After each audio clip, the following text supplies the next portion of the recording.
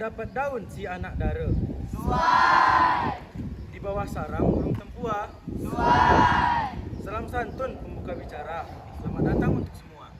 Berlibur ke Tanjung Pinang naik kapal selam. Suai. Nunggunya di pinggir dermaga. Suai. Ketika ada yang mengucap salam, harap dijawab dengan lantang dan bertenaga. Assalamualaikum warahmatullahi wabarakatuh. Waalaikumsalam warahmatullahi wabarakatuh.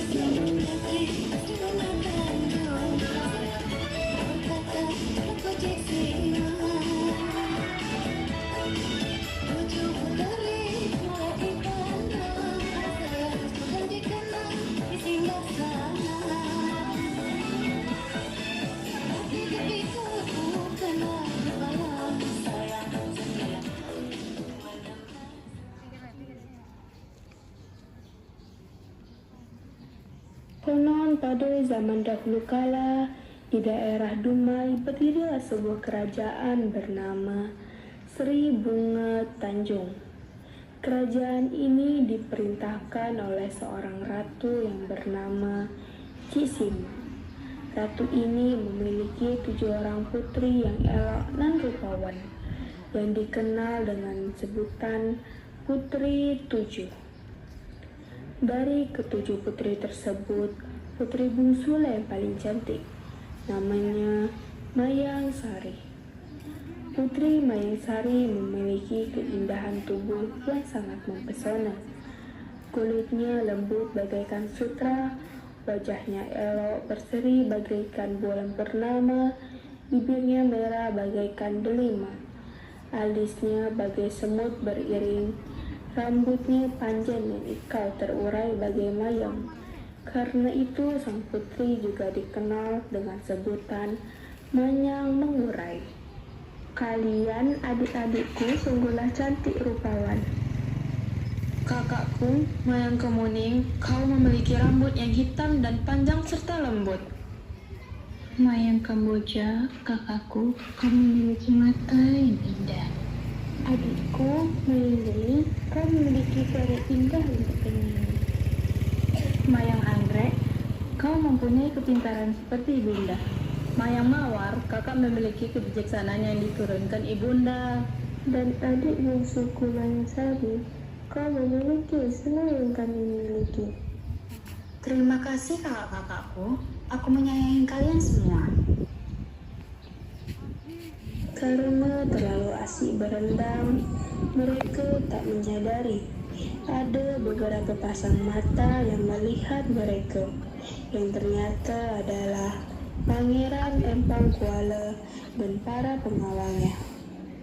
Mereka mengamati ketujuh putri tersebut dari balik-balik semak. Secara diam-diam, sang pangeran terpesona melihat kecantikan salah satu putri yang tak lain adalah Putri Mayang Sari. Aduhai, rupawan sekali mereka. Pangeran benar, mereka putri-putri dari kerajaan Seri Bunga Tanjung, Pangeran. Ya, tumai gadis tu. Kata-kata itu terus terucap dalam hati Pangeran Empang Kuala. Rupanya sang pangeran jatuh hati kepada putri. Karena itu, sang pangeran nak berniat untuk meminangnya.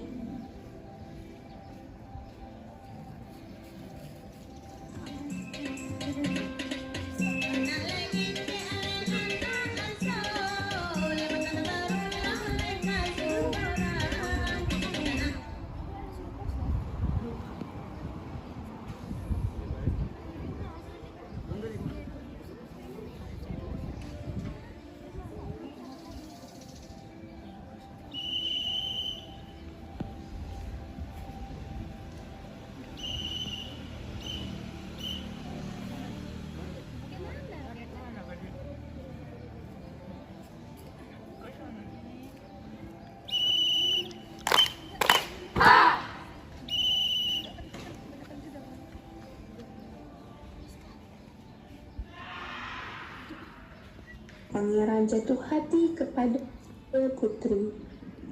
Karena itu, sang pangeran nak berniat untuk meminangnya.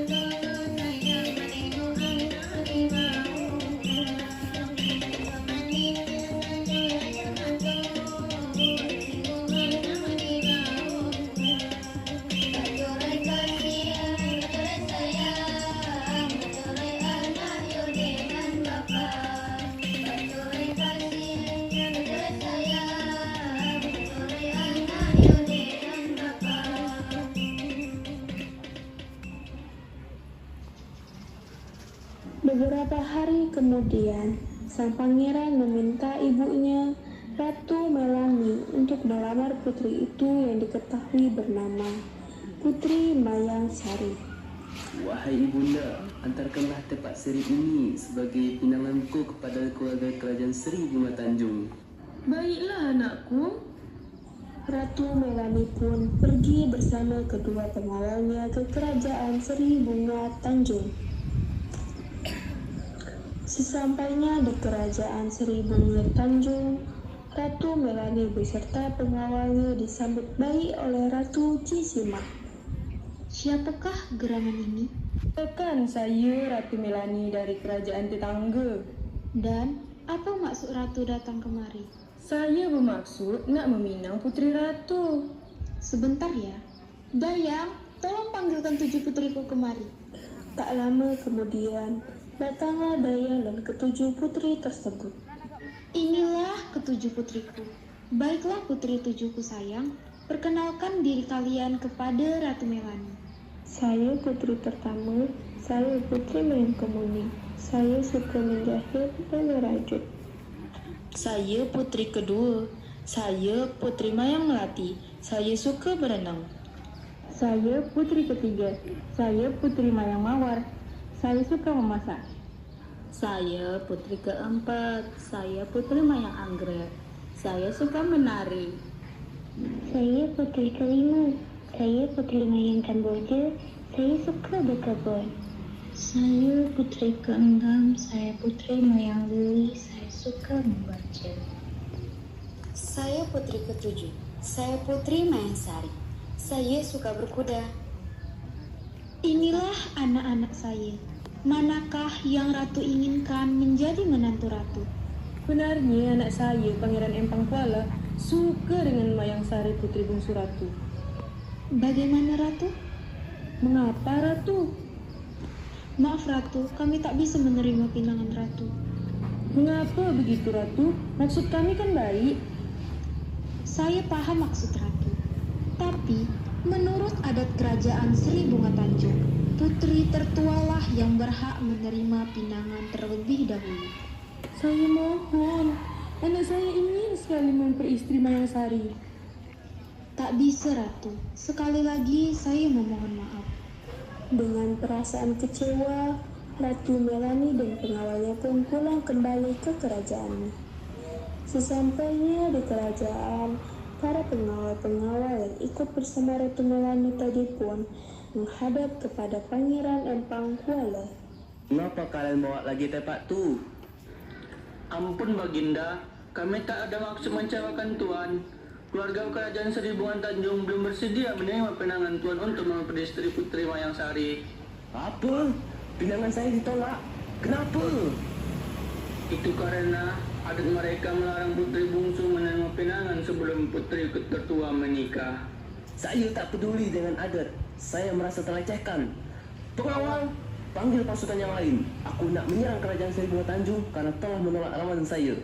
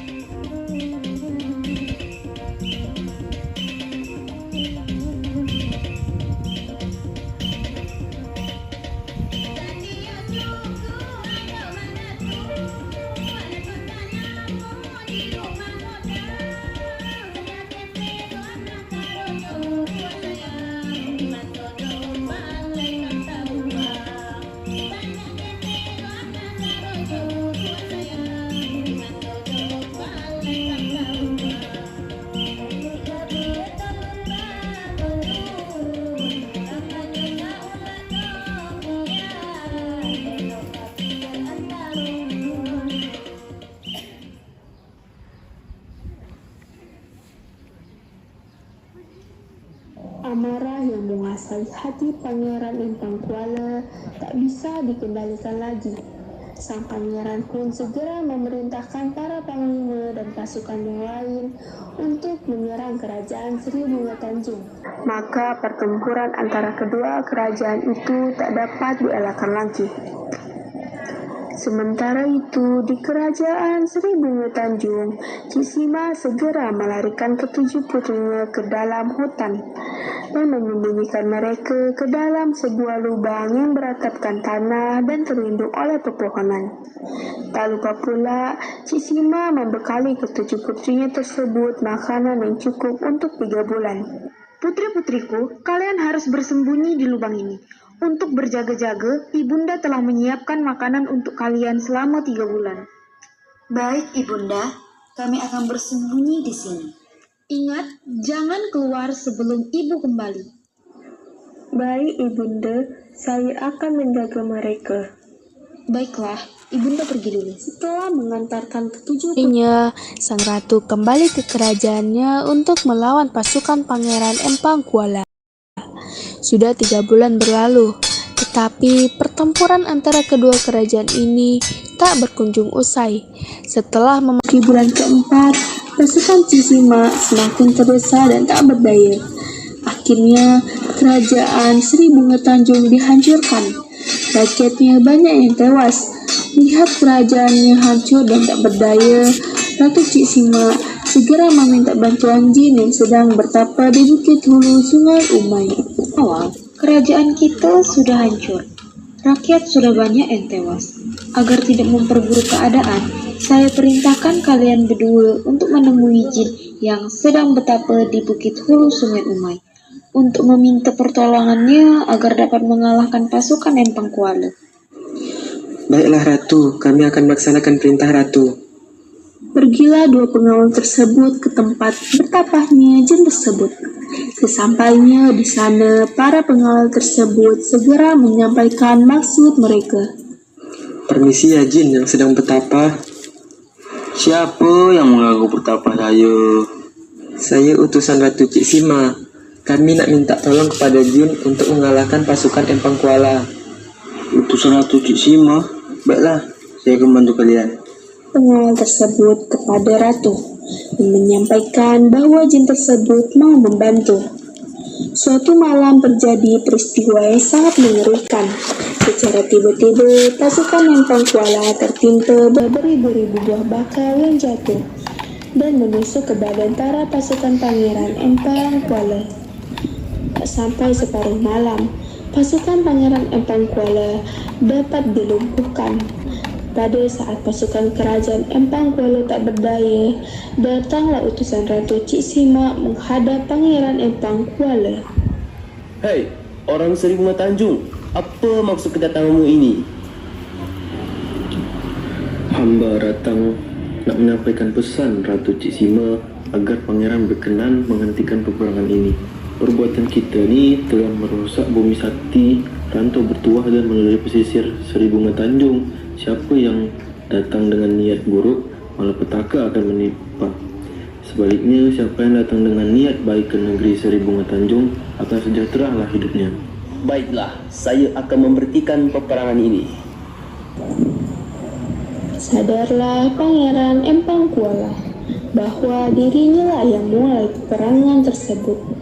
Pangeran langsung memerintahkan pasukan agar segera pulang ke negeri Empang Kuala. Baginda Ratu, maafkanlah saya karena telah memerangi kerajaan Seribu Bunga Tanjung. Baiklah, aku telah memaafkan perbuatanmu itu. Kasih Baginda. Keesokan harinya, Ratu Cik Sima segera mendatangi tempat ketujuh putrinya, yaitu di hutan. Alangkah terkejutnya Cik Sima melihat para putrinya sudah tak bernyawa lagi. Ternyata Ratu Cik Sima lupa kalau bekal yang disediakan hanya cukup untuk 3 bulan. Sedangkan perang antara Ratu Cik Sima dengan Pangeran Empang Kuala berlangsung selama 4 bulan.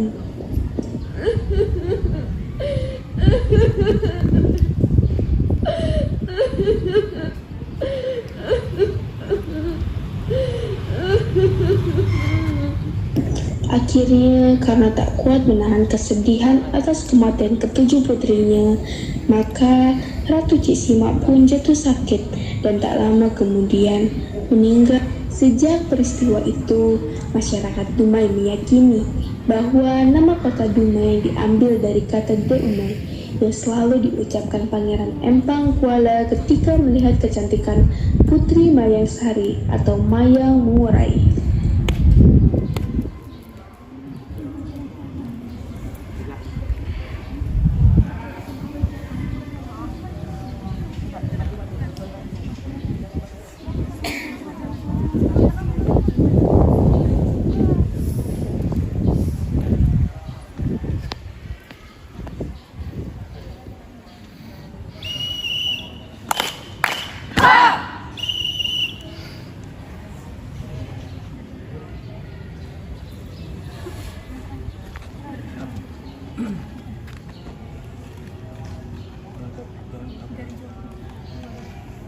Dari Jopu naklah ke Japan.